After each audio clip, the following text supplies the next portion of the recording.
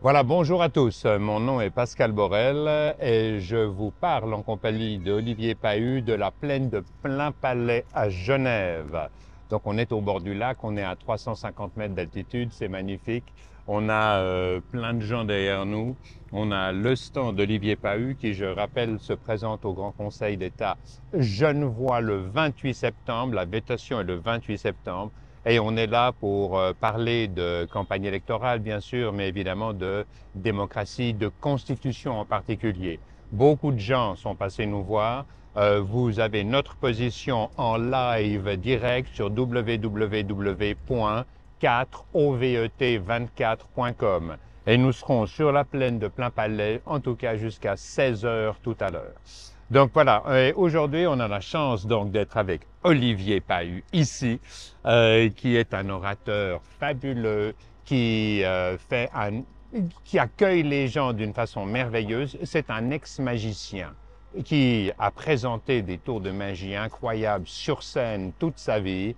C'est un magicien qui est capable, par un tour de magie, de vous révolutionner l'ensemble du politique genevois. Donc c'est une échelle locale, mais cet homme vaut la peine d'être connu. Donc aujourd'hui, Olivier, on va parler d'un peu des programmes qu'on a mis en place ensemble pour ces prochains jours. On a, bien sûr, on sera présent sur la plaine de Plainpalais le dimanche, mais j'aimerais en particulier que tu nous décrives notre action de samedi prochain, où on sera déjà dans le public, entre guillemets, dès le samedi matin, mais surtout, assemblée citoyenne, la 19e, me semble-t-il, à l'hôtel Calvi à Genève. Et j'aimerais, Olivier, que tu nous parles pendant quelques instants de cette assemblée citoyenne et de ce que tu en espères, ce que tu souhaites en tirer, ce que tu souhaites apporter. Alors les assemblées citoyennes, c'est pas juste des paroles en l'air. C'était une promesse de 2023 et on n'a pas été élus cette fois-ci, mais on a mis ça en place. Ouais. C'est des assemblées citoyennes spontanées. Là, le thème, c'est protégeons nos enfants. Ça, c'est le thème particulier qu'on a choisi parce qu'il y a un véritable problème de protection de l'enfance à Genève. Et donc, j'ai lancé ça en novembre 2023 et on en a fait 19 depuis. Ce sera la 19e samedi, effectivement. Merveilleux. Et ça a permis en fait d'écouter les gens, d'identifier les problèmes, de les lister. Le but d'une assemblée citoyenne, c'est pas juste de se rencontrer, c'est aussi de produire des documents. Des documents qui puissent être utilisés, qui soient synthétiques, qui puissent être... Alors tout ça, vous pouvez y retrouver sur le site, tous les documents qu'on a produits, les reportages qu'on a faits. On peut y retrouver sur un site qui s'appelle miracle.org, myracle.org, où vous verrez qu'on a identifié plein de problèmes qui sont à Genève, où on propose des solutions aussi, où aussi, avec ça, on va toujours au contact des politiciens. On a été chaque fois devant le Grand Conseil, rencontrer les politiciens, leur expliquer ce qu'il en est, et puis avec l'impact pas toujours aussi heureux qu'on aimerait, qui en est, mais on leur écrit, on va les voir, on fait bouger les choses, parce qu'aujourd'hui, c'est les citoyens, la politique, c'est les citoyens, et ici à Genève, c'est les Genevois qui doivent prendre ça en main ou reprendre ça en main. On a perdu tout ça, on a été dégoûté par des clics qui parlent beaucoup mais qui ne font jamais rien, qui quand ils font des choses, c'est souvent pour leur intérêt ou pour l'intérêt de leur parti, qui sont souvent les mains liées avec plein de gens, donc ils ne peuvent pas agir comme ils veulent. Et finalement, eh bien, ceux qui payent à la fin, c'est toujours les mêmes, c'est les gens du peuple. Le citoyen. Le citoyen. Et ce qui m'interpelle dans ce que tu dis, c'est que tu parles souvent, malgré tout, des intérêts croisés financiers des uns ou des autres. Donc la façon dont les politiciens, finalement, aujourd'hui, refusent de s'engager s'il n'y a pas une récompense financière derrière ou un échange de services. Et c'est ce que j'ai cru constater dans le cadre, justement, du fait de retirer des enfants de la garde parentale. Et ça m'a tellement choqué. Parce que si on analyse les montants que l'État a investis pour accueillir des enfants dans des crèches, des enfants qui ont été retirés à leurs parents, pour moi, c'est quasi un business model. Et c'est une monstruosité. Comment est-il possible qu'un père, je discutais avec un père pas plus tard que ce matin, qui n'a pas vu son fils de 14 ans depuis près de 3 ans, même pas 20 minutes. Alors que le monsieur est un monsieur super érudit, qui connaît la neurophysiologie, qui a étudié. Et je ne peux pas comprendre. Et pour moi, c'est un business model. Et ce que j'aime chez Olivier. Ce que j'aime dans ce que tu me dis, c'est que tu es dégagé de ces contraintes financières. Et tu vises autre chose. Alors, j'aimerais que tu t'exprimes un tout petit peu par rapport à ça. Alors, un des points, c'est imposer la transparence. Et effectivement, on voit ici qu'en allant au contact, qu'en ayant les témoignages de plusieurs personnes, qu'en allant au contact des politiciens, eh bien, on se rend compte que finalement, il y a beaucoup de choses qui convergent et qui montrent certaines choses.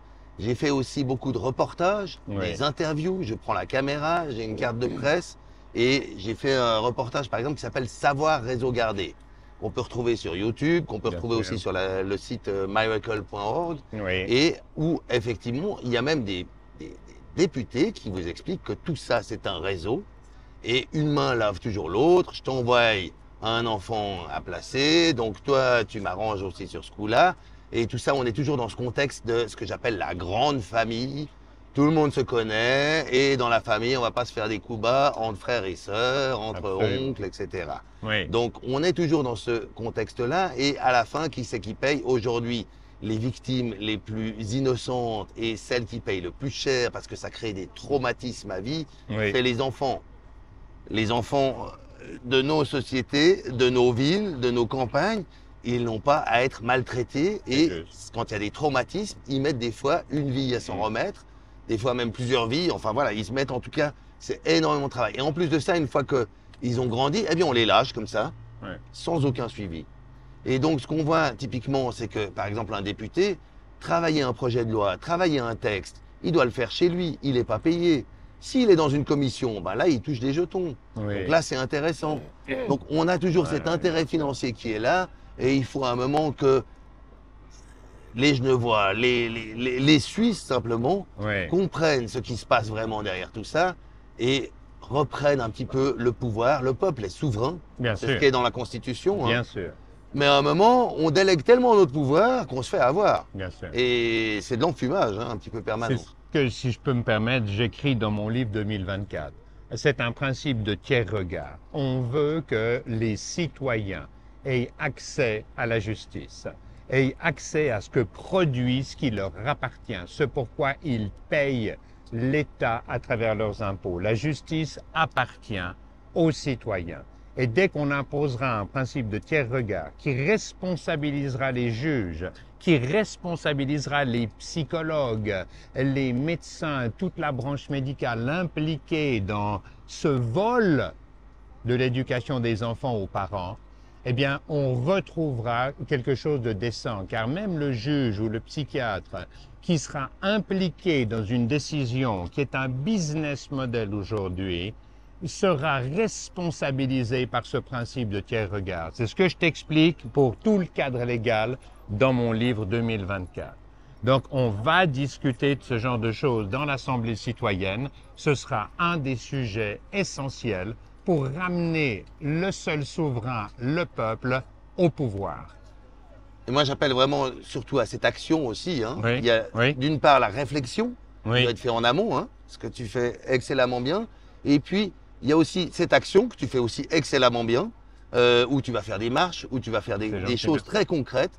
Et les assemblées citoyennes, c'est un outil que je teste, que je développe.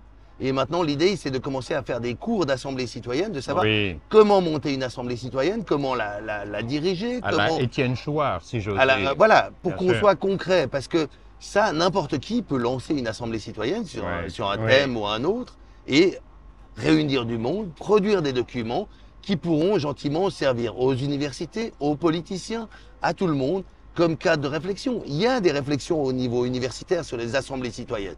Mais c'est des budgets, voilà. Tout est bloqué parce qu'il n'y a pas de budget. Là, on fait des choses où il n'y a pas besoin de budget. L'Assemblée citoyenne, on trouve un lieu qui est pas cher. Moi, j'ai pris le risque du premier lieu que j'ai pris.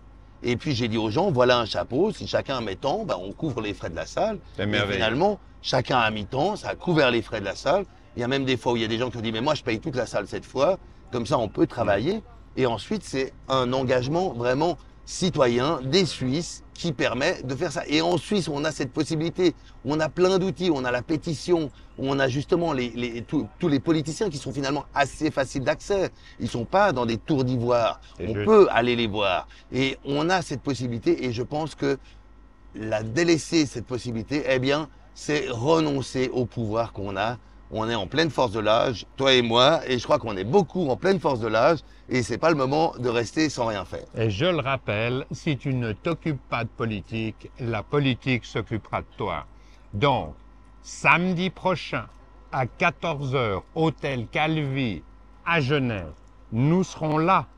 Nous discuterons avec toi, nous ferons les ateliers nécessaires à réformer un système comme celui dans lequel on vit aujourd'hui. Je saisis l'occasion pour te dire que le jour qui précède, nous serons à Annecy et nous y serons dès 11 h du matin. Et pour une marche à 14 h qui réunira quelques cinquantaines, 100, 200 personnes, on ne sait pas encore. Et le soir, à partir de 19 h, nous organiserons une émission radio sur Radio Électron Libre. On a réussi. Et le présentateur sera vraisemblablement avec nous donc à Annecy. On fera ça, l'émission durera 1 heure, 1 heure et demie, et parlera en particulier de Trump, des BRICS, de l'effet de Trump et ce qu'il est en train de faire sur nos démocraties européennes. Et je suis sûr qu'on aura là un sujet où nos amis français, qui sont un peu plus frondeurs, on va dire, moins, je ne sais pas quoi que le Suisse, mais qui ont une tradition révolutionnaire, vont certainement s'exprimer.